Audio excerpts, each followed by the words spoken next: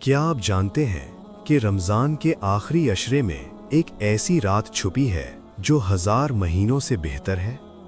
نبی کریم صلی اللہ علیہ وآلہ وسلم رمضان کے آخری عشرے میں عبادت میں پہلے سے زیادہ محنت کرتے تھے۔ آپ صلی اللہ علیہ وآلہ وسلم رات بھر عبادت کرتے اور اپنے گھر والوں کو بھی جگاتے تھے۔ اسلامی روایات کے مطابق 21، 23، 25، 27 اور 29 رمضان کی راتیں وہ طاق راتیں ہیں جن میں لیلۃ القدر کو تلاش کرنے کا حکم دیا گیا ہے۔ یہ وہ رات ہے جس میں فرشتے زمین پر نازل ہوتے ہیں اور اللہ کی رحمت ہر طرف پھیل جاتی ہے۔ اس لیے ان راتوں کو ضائع نہ کریں، زیادہ سے زیادہ نماز، قرآن اور دعا کا اہتمام کریں۔ ویڈیو پسند آئے تو لائک کریں اور چینل کو سبسکرائب کرنا نہ بھولیں۔